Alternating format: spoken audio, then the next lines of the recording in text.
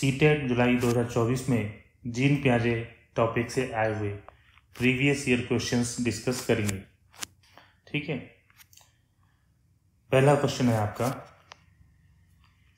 Which of the following sequence of representation of concept is in accordance with children's gradual development of cognitive abilities. निम्नलिखित में से अवधारणा के निरूपण का कौन सा क्रम बच्चों की संज्ञानात्मक क्षमताओं के उत्तरोत्तर विकास के अनुसार है। क्या पूछना चाह रहा है वो, जो बच्चों की जो संज्ञानात्मक क्षमताएं कॉग्निटिव एबिलिटीज डेवलप होती हैं, है ना, तो उन कॉग्निटिव एबिलिटीज के डेवलपमेंट का एक क्रम है ना, वो क्रम क्या है। 3 प्रकार की कॉग्निटिव एबिलिटीज की इस क्वेश्चन में बात की गई है। एक है क्रिया आधारित माने एक्टिविटी बेस्ड। अगर आपको जीन पियाजे की थ्योरी जरा भी ध्यान है तो आपको ध्यान आएगा कि उस सिद्धांत में 4 अवस्थाएं हैं क्रमानुसार, ठीक है ना, और वो 4 अवस्थाएं 4 स्टेजेस हैं। वो 4 स्टेजेस क्या हैं? पहली स्टेज है इंद्रिय जनित गामक अवस्था, यानी सेंसरी मोटर स्टेज,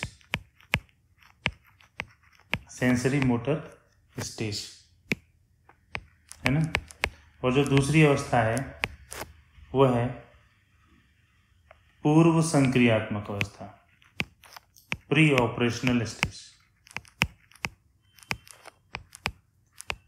तीसरी अवस्था है मूर्त संक्रियात्मक और चौथी अवस्था है अमूर्त संक्रियात्मक। आपको ये क्रम अगर आपको याद है तो आप इस क्वेश्चन का आंसर कर पाओगे। देखिए, पहली अवस्था का मतलब क्या था, क्या बताया था मैंने आपको कि इस अवस्था में बच्चे का जो संज्ञानात्मक विकास है वो मूलतः उसकी जो संवेदी अंग होते हैं, उसके जो सेंसरी ऑर्गन्स होते हैं, ज्ञानेंद्रियां होती हैं, है ना, उनके द्वारा आँख, नाक, कान, गला इत्यादि, और वो जो एक्टिविटी करता है, क्रियाएं करता है, वस्तुओं को पकड़ता है, छूता है, चखता है ना, तो मूल रूप से उनके द्वारा ही उसकी कॉग्निटिव एबिलिटीज यानी संज्ञानात्मक क्षमताओं का विकास होता है। तो पहली जो है वो क्या हुआ, क्रिया आधारित क्षमताएं विकसित होती हैं। अब अगर आपको इतना भी पता है ना तब भी इसका आंसर आप कर पाओगे, क्योंकि किसी भी ऑप्शन में पहले क्रम पर क्रिया आधारित नहीं दिया गया। ठीक है, तो फिर भी हम आगे और डिस्कस कर लेते हैं। छवि आधारित यानी इमेज बेस्ड। देखो, मैंने आपको बताया था कि जो दूसरी अवस्था है जिसको हम की पूर्व संक्रियात्मक अवस्था कहते हैं, यहाँ पे बच्चे के अंदर काल्पनिक खेल का विकास होता है। काल्पनिक खेल मतलब वो खाली डब्बे हैं, उनको गाड़ी मोटर समझ के चलाने लग जाएगा। उसके पास खिलौने भी है तो वास्तविक में तो नहीं उड़ रहा है, कोई एरोप्लेन का खिलौने के रूप में है, लेकिन वो उसको पकड़ के वो उड़ाने लग जाएगा। ये काल्पनिक खेल बच्चा तभी कर पाएगा जब उसके दिमाग में इमेज बनने लग गई है, चित्र आने लग गए हैं। और मैंने आपको बताया था कि पहली अवस्था में ऑब्जेक्ट परमानेंस जो होता है, जब बच्चे जन्म होता है तो उसके अंदर ऑब्जेक्ट परमानेंस की समझ नहीं होती है, वस्तु स्थायित्व की समझ नहीं होती है, लेकिन 8 माह से उसके अंदर ये वस्तु स्थायित्व आना प्रारंभ हो जाता है। वो तभी आना प्रारंभ होता है जब वो उसके दिमाग में मेंटल इमेज, मानस चित्र बनने लग जाएंगे। ठीक है, तो ये जो पूर्व संक्रियात्मक अवस्था है, इसमें बेसिकली बच्चा जो छवि आधारित अधिगम, जो उसका मानसिक क्षमताएं हैं वो छवि आधारित होती हैं, इमेज बेस्ड होती हैं, और संकेत आधारित सिंबल बेस्ड होती है अमूर्त में। ठीक है ना, अमूर्त से ही होने लग जाती है वैसे, बट अमूर्त में आप बेहतर कहो, है ना, क्योंकि संकेत एक तरीके से शब्द क्या है, शब्दों से भी सीखने लगता है बच्चा, और शब्द क्या है, संकेत ही है। ठीक है, तो इस प्रकार से इसका जो आंसर, सही आंसर है पहला वाला। ठीक है, दूसरा क्वेश्चन डिस्कस करते हैं। कक्षा 5वीं के बच्चों को तैरने और डूबने यानी कौन सी चीजें तैरती हैं, कौन सी चीजें डूबती हैं, फ्लोटिंग एंड सिंकिंग की कॉन्सेप्ट पढ़ाना चाहते हैं, सिखाना चाहते हैं। तो संरचनावाद में दृढ़ विश्वास रखने वाले शिक्षक। संरचनावाद मैंने आपको बताया था कि पियाजे कंस्ट्रक्टिविस्ट हैं। पियाजे जो है वो एक कंस्ट्रक्टिविस्ट हैं, माने वो विश्वास करते हैं कि बच्चे अपने ज्ञान का निर्माण स्वयं करते हैं खोज के द्वारा, है ना। तो इसी को हम संरचना, एक्चुअली ये शब्द में से सन हटा देना चाहिए, ज्यादा बेहतर शब्द है रचनावाद।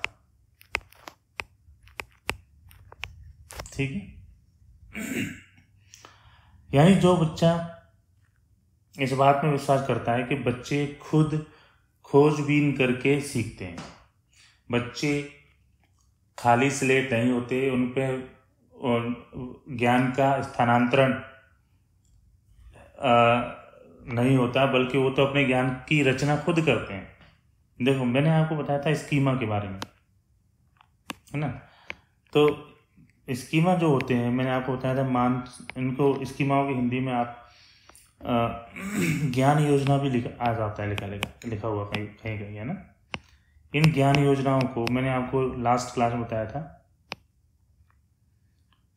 कि हम जो भी वर्ल्ड है, दुनिया है, इसका मानस चित्र अपने दिमाग में बनाते हैं, उन वस्तुओं का और धारणाओं का भी, विचारों का भी, और उनको उसको ही हम स्कीमा कहते हैं। ठीक है, जैसे आपके दिमाग में कुत्ते का स्कीमा, आपके दिमाग में और भी जो वस्तुएं हैं, जो भी समझ है आपकी, प्रत्येक समझ का एक स्कीमा मौजूद है। अब आपने अपने स्कीमाओं का निर्माण अपने अनुभव से खुद किया। उन स्कीमाओं को, उन मानस चित्रों को आप बच्चे में स्थानांतरित नहीं कर सकते। बच्चा जब खुद अनुभव करेगा तब उसके दिमाग में अपने खुद स्कीमाएं बनेंगी नए, है ना। तो वो अपने स्कीमाओं का निर्माण अपने अनुभव से करता है। ठीक है, उदाहरण के लिए मैं आपसे कहूँ कि भाई आपके घर में मान लीजिए कोई कूलर, तो आपके घर में जो कूलर है, जैसे मैंने नाम लिया अभी, तो आपके दिमाग में एक इमेज आई, एक फोटो आया है, वो उसी कूलर का आया जिसे आप रोज देखते हो, जो आपके घर में है। मान लीजिए आपके घर में लोहे का कूलर है ना, किसी के घर में प्लास्टिक का कूलर होगा, तो जो उसका डिजाइन भी जैसा होगा वैसा ही डिजाइन आपके दिमाग में आ गया। अब आप अपने जो इस कूलर की स्कीमा को बच्चे के अंदर ट्रांसफर नहीं कर पाए। बच्चा तो खुद जब अनुभव करेगा, देखेगा कूलर कैसा होता है, कैसे काम करता है, तब उसके दिमाग में एक कूलर का स्कीमा बनेगा। इसी को बोलते हैं कि बच्चे अपने ज्ञान का निर्माण स्वयं करते हैं, सक्रिय रूप से करते हैं। स्वयं करना या सक्रिय रूप से करना, दोनों बात एक ही है। मैं चाहे स्वयं शब्द का इस्तेमाल करूं या सक्रिय रूप शब्द का इस्तेमाल करूं, बात एक ही है। ठीक है, हाँ। तो अब जो शिक्षक इस बात में विश्वास करता है कि बच्चे अपने ज्ञान का निर्माण स्वयं करते हैं, तो वो किस प्रकार से पढ़ाएगा, वो ये क्वेश्चन ही है। क्या व्याख्यान विधि द्वारा पढ़ाएगा? तो ये तो बिल्कुल भी नहीं है, व्याख्यान विधि द्वारा तो बिल्कुल नहीं पढ़ाएगा, क्योंकि ये तो ओल्डेस्ट मेथड है। प्राचीन जमाने में ऋषि मुनि भी जब बच्चों को गुरुकुल में शिक्षा देते थे तो इसी मेथड से देते थे। इसमें शिक्षक ही सक्रिय, बच्चा बिल्कुल भी सक्रिय नहीं है।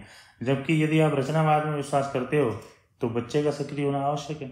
बस आप ये ढूंढोगे तीनों मेथड, चारों ऑप्शंस में, कि बच्चा कहाँ एक्टिव है और कहाँ एक्टिव नहीं है, तो आप इसका आंसर लगा पाओगे। पावर पॉइंट प्रस्तुतिकरण, पीपीटी, जैसे मैं अभी आपको पीपीटी भी तो पढ़ा रहा हूँ, तो इसमें भी बच्चा एक्टिव नहीं होगा, तो बिल्कुल भी ये ऑप्शन सही नहीं है। वीडियो दिखाना, बच्चा पूरी तरह इनएक्टिव रहेगा। निर्देशित खोज करना, ये है आंसर है इसका। ठीक है, निर्देशित खोज करना, ये आंसर क्यों है समझो। गाइडेड डिस्कवरी, पहले तो डिस्कवरी देखो, बच्चा खुद अपने वातावरण में खोजबीन करेगा। अब खोजबीन तो ठीक है, लेकिन गाइडेड क्यों शब्द आया है? ये गाइडेड डिस्कवरी आप आगे के लिए भी ध्यान रखना, बहुत जरूरी शब्दावली है। और अगर मैं अगर आपसे बोल रहा हूँ कि बच्चे तो अपने ज्ञान के निर्माण खुद करते हैं, तो फिर आप ये बोल सकते हैं कि सर हमारा क्या यूज है, फिर एक टीचर का क्या रोल है, हम तो फिर हमारा तो कोई रोल ही नहीं है, बच्चा खुद ही सीख लेगा। तो ऐसा नहीं है, बच्चे को मदद की आवश्यकता होती है, बच्चे को थोड़ी हेल्प की आवश्यकता होती है, आपको वो हेल्प देनी है। और इसको ही हम बोलते हैं गाइडेड डिस्कवरी, यानी डिस्कवरी बच्चा करेगा बट गाइडेड, यानी कोई सक्षम व्यक्ति उसकी हेल्प कर रहा होगा। तो यही टीचर का रोल है, फैसिलिटेटर बनना है आपको, फैसिलिटेटर, यानी फैसिलिटेट करना है, ऐसी परिस्थितियों का निर्माण करना है जहां बच्चा खुद सीख सके, बट वैसी परिस्थितियां उसे देनी है जिसमें बच्चा सीखे, है ना। बच्चे के लिए सीखने लायक परिस्थितियां पैदा करनी है, ठीक है। तो यह आंसर आपका 4 है, गाइडेड डिस्कवरी। अगला क्वेश्चन देखिए आप। जागृति को पता चल गया है कि उसका कुत्ता रस्टी एक गोल्डन रिट्रीवर है, यानी जागृति है उसके पास पालतू कुत्ता है, जो ये गोल्डन रिट्रीवर क्या है, ब्रीड है, नस्ल है कुत्तों की। अब आप जानते हो अलग कई नस्लें होती हैं कुत्तों की, हर नस्ल का कुत्ता अलग तरह का दिखाई देता है। तो जब वह एक और कुत्ते को देखती है जो रस्टी जैसा ही दिखता है, अब उसने कोई दूसरा कुत्ता देखा तो देखने में तो रस्टी जैसा ही है, अब स्वाभाविक बात है वो कुत्ता है तो कई सारे गुण कुत्ते जैसे उसमें होंगे, लेकिन अलग नस्ल का है, उसकी नस्ल है ना अलग है, अलग नस्ल का है, वह उसे भी कुत्ता ही समझती है। तो ये जीन पियाजे का जो संज्ञानात्मक विकास का सिद्धांत था उसके अनुसार ये कौन सी कॉन्सेप्ट, कौन सी अवधारणा इसमें हम प्रदर्शित हो रही है। देखो मैंने आपको बताया था कि बच्चे एडेप्टेशन या अनुकूलन के द्वारा अपनी समझ का निर्माण करते हैं, और इस अनुकूलन के अंतर्गत भी 2 प्रक्रियाएं होती हैं। इस अनुकूलन के अंतर्गत भी 2 प्रक्रियाएं होती हैं। क्या होती हैं? एसिमिलेशन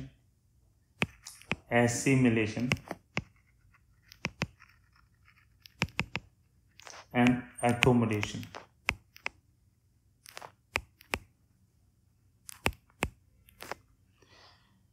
एसिमिलेशन मतलब सम्मिलन,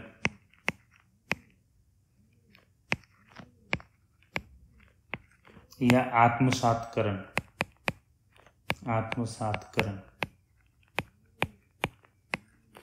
और एकोमोडेशन माने समायोजन। अब देखो मैंने आपको क्या बता रखा है कि कोई बच्चा है, यहाँ जो हुआ उसी से ले लीजिए। ये जो जागृति है उसके दिमाग में एक कुत्ते का स्कीमा पहले से है, उसने वातावरण में एक नया कुत्ता देखा, एक दूसरा कुत्ता देखा, एक और कुत्ता देखा, वो रस्टी जैसा नहीं है, थोड़ा अलग है, लेकिन कई सारे गुण तो कुत्ते के हैं उसमें। तो मैंने आपको बताया था कि आपके पास आपने कई सारे स्कीमाओं को बहुत व्यवस्थित करके अलमारियां वैसे बना के अपने दिमाग में रख रखा है, तो उसके दिमाग में जानवरों के स्कीमा की अलमारी मान लो, ठीक है। इसके अंदर एक खाना कुत्ते का, एक खाना बिल्ली का, और भिन्न भिन्न जानवरों के। तो अब जो उसके सामने जो भी संकेत उपस्थित हुआ है, एक नए डिजाइन का कुत्ता है, तो वो उसको कौन से खाने में रखे, कौन से जानवर के खाने में रखे, तो क्योंकि उसमें सर्वाधिक गुण कुत्ते से मिलते दिखाई देते हैं, तो वो उस कुत्ते वाले खाने में रख देती है। इसको मैंने बताया था सम्मिलन।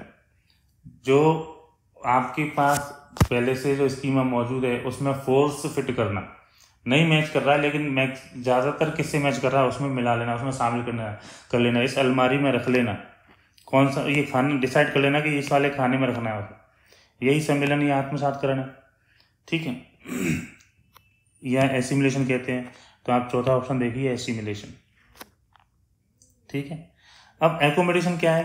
क्योंकि वो कुत्ता थोड़ा अलग था, अलग डिजाइन का था, तो अब ये आगे के लिए अपने स्कीमा में संशोधन करेगी, परिवर्तन करेगी कि इस प्रकार का भी कुत्ता होता है, उसे बोलते हैं समायोजन, है ना।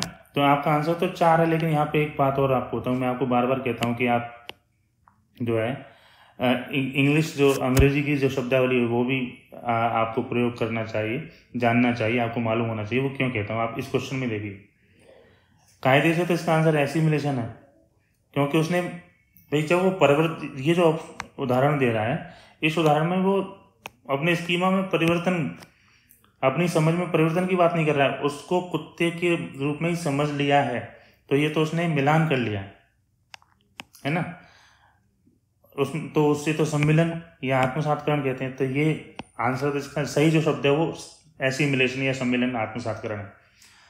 तो इसका जो अनुवाद है यहाँ पर समायोजन की जगह क्या होना चाहिए था, सम्मिलन या आत्मसातकरण। इन्होंने कर दिया एकोमोडेशन वाला अनुवाद। लेकिन हालांकि इसका आंसर तो आप फिर भी लगा सकते थे, क्योंकि ये अहम केंद्रिकता तो नहीं है, वस्तु स्थायित्व नहीं है अगर आप एलिमिनेशन मेथड का यूज करते हैं, है ना, और संरक्षण भी नहीं है ये, तब आप समायोजन पे वैसे भी पहुंच जाते। ठीक है, अगला क्वेश्चन देखिए। जीन पियाजे के अनुसार निम्नलिखित में से कौन सी क्षमताएं पूर्व संक्रियात्मक अवस्था की विशेषता है? कौन सी अवस्था? ये दूसरी अवस्था, pre operational stage, pre operational.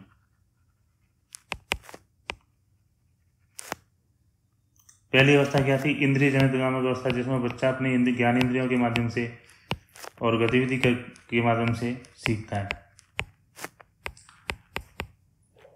अब ये जो दूसरी अवस्था है उसके गुण पूछ रहा है, तो वर्गीकरण और क्रमबद्धता ये तो पहली अवस्था में ही रहता है।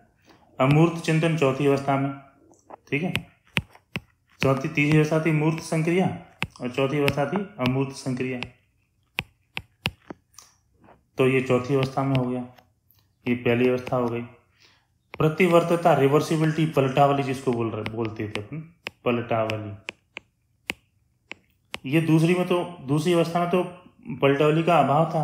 पलटावली क्या, जो मैंने आपको बताया था कि 2 गिलास में जूस लिए, बराबर शेप और साइज के गिलास थे, फिर एक गिलास को बच्चे के सामने आपने एक सकरे लंबे गिलास में कर दिया, तो वो थोड़ा ऊपर तक भर जाता है। बच्चे से पूछते हैं कौन से गिलास में ज़्यादा जूस है, तो ये ज़्यादा जिसमें ऊंचा तक भरा है उसको सही बताता है वो। जबकि यदि उसके अंदर रिवर्सिबिलिटी, प्रतिवर्तता, पलटावली होती तो वो मानसिक रूप से इसी क्षण का व्युत्क्रम कर पाता और समझ पाता कि मैं वापस इसको उसी गिलास में कर दूंगा तो फिर से ये वहीं तक भर जाएगा, तो जूस की मात्रा में परिवर्तन नहीं आया है। तो दूसरी अवस्था में तो इसका अभाव रहता है। आएगी कब? तीसरी अवस्था में, तो ये तीसरी अवस्था है, तो ऑटोमेटिक ये दूसरी अवस्था का आंसर बचा आपका। तो आंसर इसका ये चौथा, प्रतीकात्मक खेल और जीववाद। बट अब एक कन्फ्यूजन आपको ये हो सकता है कि जीववाद को लेकर हो सकता है, क्योंकि जीववाद अक्सर पहली अवस्था में भी पाया जाता है, यानी निर्जीवों को जीवित समझ लेना, ये तो बच्चे के अंदर पहली अवस्था में ही पाया जाता है। लेकिन ये क्या जो प्रतीकात्मक खेल है ना, ये जो प्रतीकात्मक खेल है ये मूल रूप से दूसरी अवस्था, यानी दूसरी अवस्था 2 से 7 वर्ष इसका गुण है। देखो, जो बच्चे की बाल विकास की अवस्था है, पहली शैशव अवस्था, दूसरी है बाल्यावस्था। बाल्यावस्था की 2 उप विभाजन है, पूर्व बाल्यावस्था, उत्तर बाल्यावस्था। तो जो बाल्यावस्था को आप खेल की आयु, टॉय एज, प्ले एज भी कहते हैं, ठीक है। और प्रतीकात्मक खेल क्या, मैंने अभी आपको बताया थोड़ी देर पहले कि वो जो खाली डिब्बे हैं, माचिस का डिब्बा है, कोई जो शूज आया, शू बॉक्स है, उसको रेलगाड़ी की तरह, बॉल उसकी बस की तरह चलाने लग जाना, एरोप्लेन, अपने खिलौनों को एरोप्लेन की तरह उड़ाना, ऐसा किचन सेट से जो बच्चे खेलते हैं, तो प्रतीकात्मक खेल है ना, वो एक तरीके से खाना बना रहे हैं, है ना, प्रतीकात्मक खेल कर रहे हैं, है ना, काल्पनिक खेल। तो ये जीववाद की भी इसमें रोल होता है ना। तो बच्चे के अंदर पहली अवस्था में जीववाद खत्म नहीं हो गया, ये जीववाद दूसरी अवस्था तक जाता है, 4, 5, 6 साल तक जाता है, और वहां जाके दूसरी अवस्था के बाद ही ये खत्म होता है, समाप्त होता है।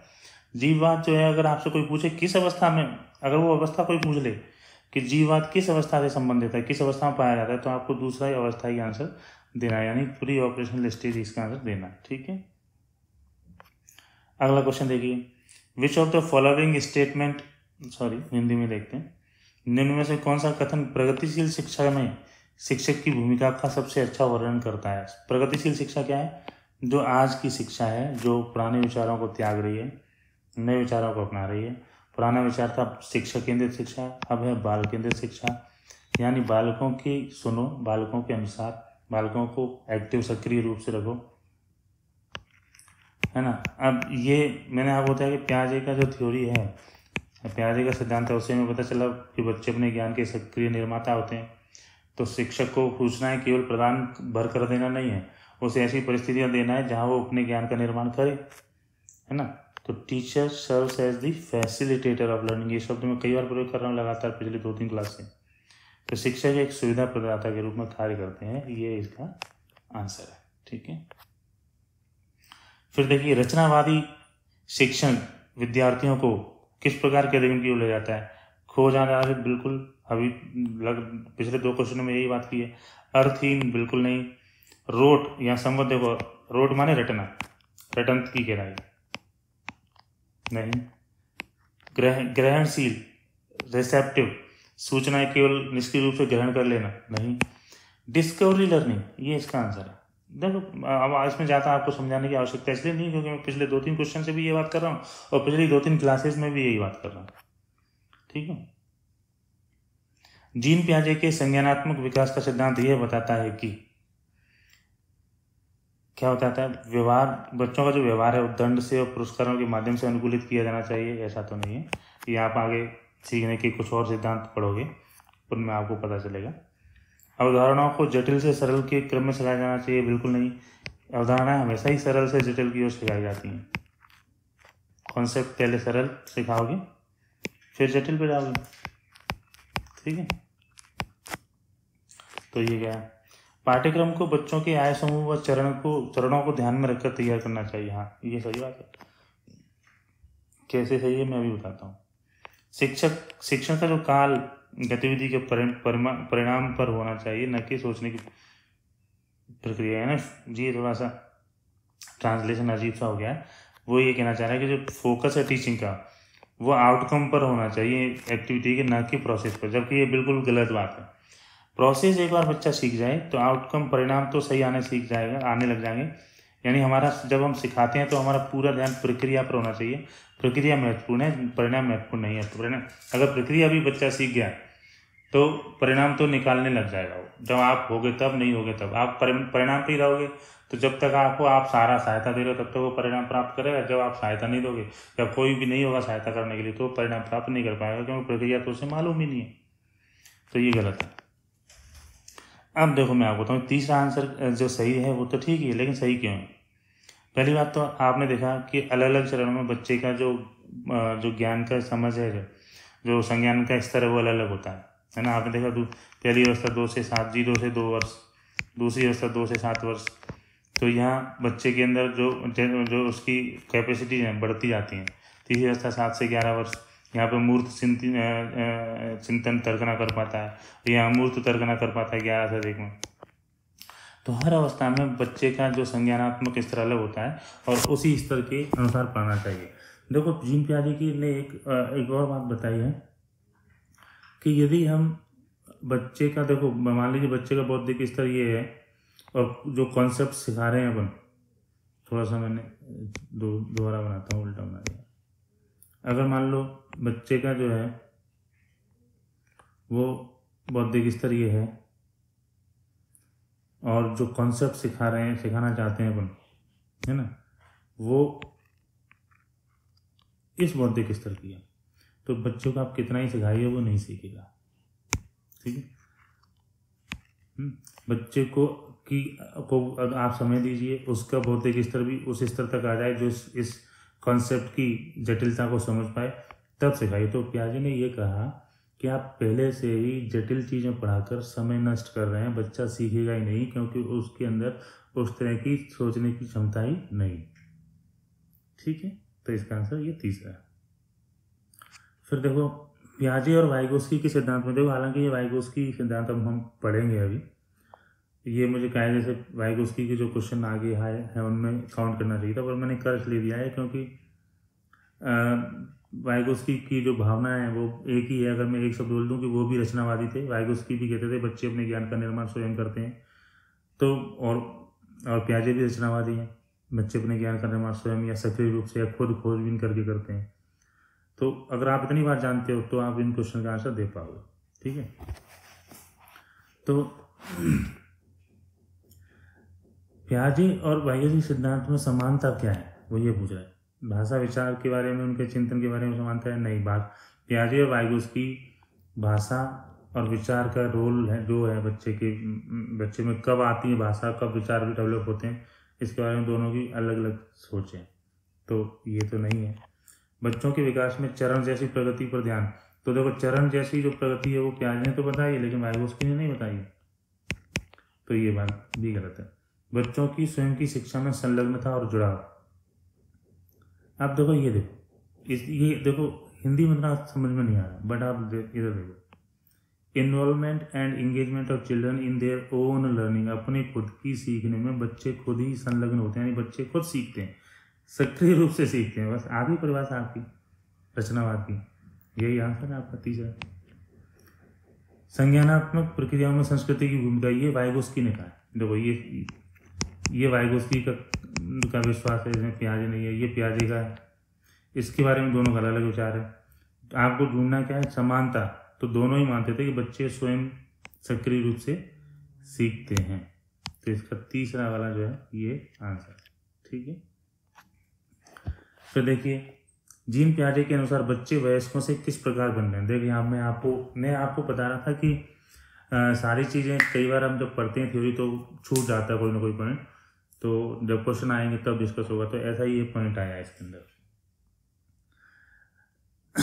कि पियाजे ने ये कहा कि बच्चे मिनिएचर एडल्ट नहीं हैं, बच्चे वयस्कों से बहुत भिन्न है, ये इक्वल नहीं है, ये है डिसइक्वल।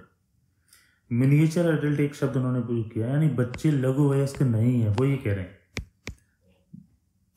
अगर बच्चे लघु वयस्क होते तो इसका मतलब ये होता है कि बच्चे वयस्कों की तरह ही चिंतन कर पाते, बच्चे वयस्कों की तरह ही चिंतन कर पाते हैं। बट वो भी मानते हैं कि नहीं, ऐसा नहीं है। वो तो यहाँ तक मानते हैं कि बच्चे 4 अवस्था में, हर अवस्था में अलग प्रकार से चिंतन करते हैं। तो पियाजे ये तो मानते ही नहीं है कि बच्चे बड़ों की तरह चिंतन कर सकते हैं। और वो ये कहते हैं कि बच्चों का चिंतन और बड़ों के चिंतन में केवल मात्रा का यंत्र नहीं पाया जाता है ना, केवल मात्रा का यंत्र नहीं पाया जाता है, गुण का भी, गुणात्मक अंतर, यानी तरीका, उसकी क्वालिटी, गुणात्मक भिन्नता पाई जाती है। बच्चे अलग तरीके से सोचते हैं और बड़े अलग तरीके से सोचते हैं। बच्चे अलग तरीके से चिंतन करते हैं और बड़े अलग तरीके से चिंतन करते हैं। तो उनका चिंतन केवल मात्रा में ही कम ज़्यादा नहीं होता, गुण में भी अलग अलग होता है, ठीक है।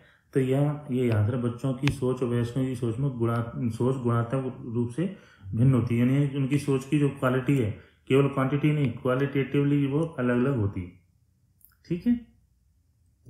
तो ये क्वेश्चन था। अब 2 क्वेश्चन तो वाइगोस्की पे भी हैं।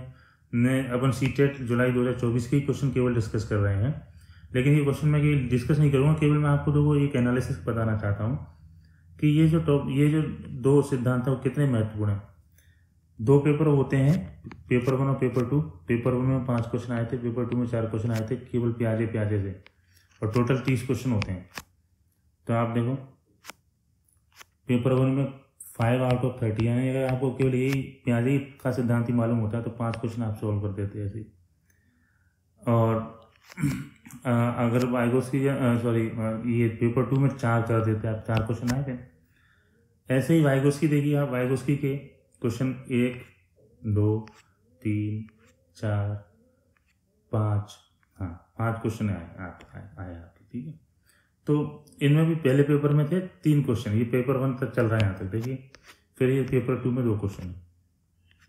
तो पेपर 1 की बात करें तो पियाजे से आए थे 5 क्वेश्चन, वाइगोस्की से आए थे 3 question, total 8 question out of 30।